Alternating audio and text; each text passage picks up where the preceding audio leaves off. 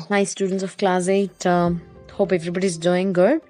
So, today we're going to learn about the continuation of the chapter what I've discussed before, like more on internet we have seen, right?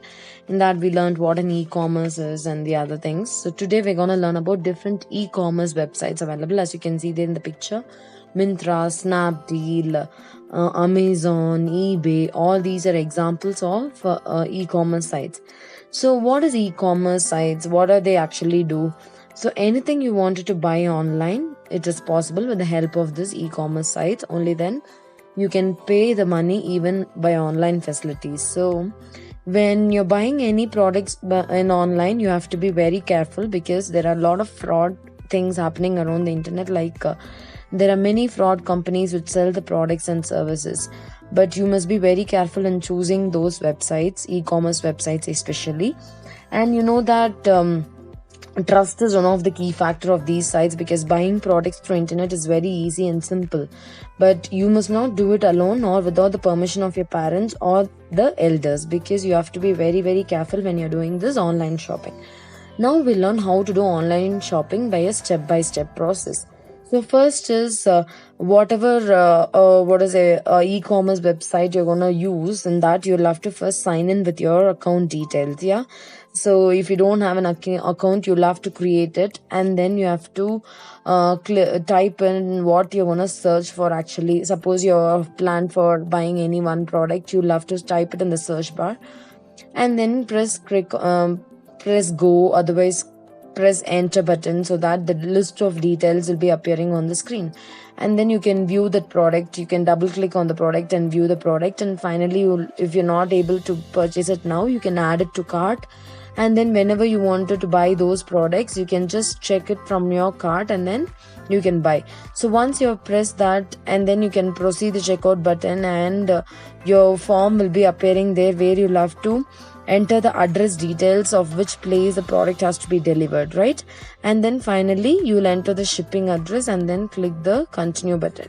So in the next thing you'll do is either you're gonna do it cash on delivery, or you're gonna do it by credit card or debit cards, whatever. You're gonna just select those option and close the particular website and come out. This is how do you do online shopping. And next is about online news. You all know what an online news is. Like we have a lot of newspapers, magazines coming around, and also there are a lot of news channels available. But in spite of that, we have online news facility that we can also see it on our mobile phone, and it is very easy to check for the news wherever we are. So some of the websites like NDTV or www.ndtv.com or hindustantimes.com, all these are examples of the news, online news websites. Yeah.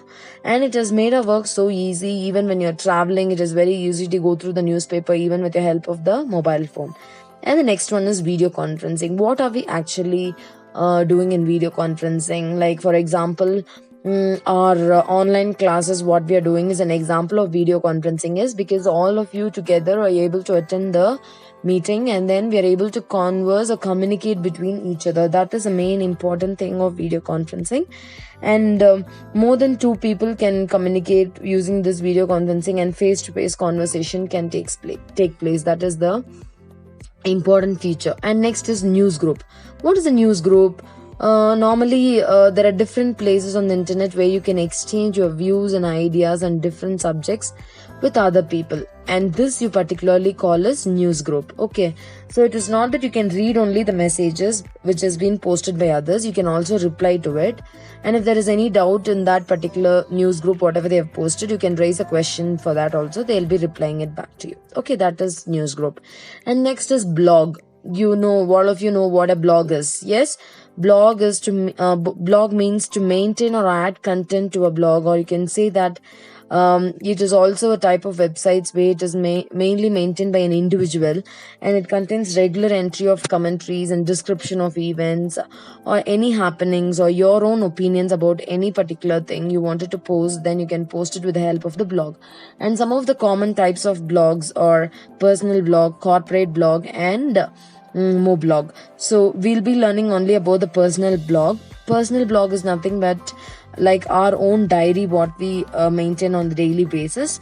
So the personal blog, an ongoing diary or a commentary, it has been maintained by an individual, and it is most common blog sites such as Twitter. All these are some of the examples of personal blog, because all these allow the bloggers to share the thoughts and feelings instantly with their friends and family. So that is the example of the Twitter is an example of a personal blog. And the next is we're going to learn some of the advantages of blogging. So the first thing is it is mainly allowing us to share our own ideas and views over the internet. And the cost taken for this blog is very low. It is very cheap rather than giving an advertisement. And it is also allowing you to speak directly to your customers. If there is any fault in the product, whatever you have designed, you can easily get the feedback from the customers. And blogs are very positive way of getting feedback, and the readers can react to certain piece of information and even on the stories whatever you have posted. And also blog build the profile of the writer, and you will be able to showcase your talents, and you can also show how expert you're there in particular topic whatever you have been posted about. Yeah. And also it is making education as demand oriented and participant centered. What do you mean by this? Blog makes education demand oriented and then participant centered. Only if the person is interested, he can go through the blog and then he can check for it. If he is not interested, it is not his own interest, he can do whatever he wants on the internet. Comparatively, when the person is required, or when the person is checking for this particular blog, he is able to know the other person's criticism or other person's ideas or views. They're able to follow. Yeah, that is the main advantage of all these blogging. And the next one is social networking. Like you see in the picture, you have Facebook, Twitter, and then you have Pinterest, yeah, Instagram. So all these are examples of social networking. The main aim of social networking is to connect people or to communicate with different community of the people over the internet. Yeah. And some of the common sites which we normally use is Facebook, and here we're going to learn only about the Facebook in your chapter. So Facebook has been founded by whom? Mark Zuckerberg, and in the year of 2004, in the month of February, okay, February 4th 2004, Facebook has been invented. And this Facebook is mainly helping us to connect or interact with the other people. It is not that only within the friend community, even with the city, workplace, school. So everywhere we're able to connect with the help of the Facebook. And some of the advantages when you use something in social networking, there are both advantages and disadvantages. So we'll just know what are the advantages of using Facebook. The main thing is you can add your photos, and you can also maintain photo albums in your Facebook profile so that you can retrieve it back.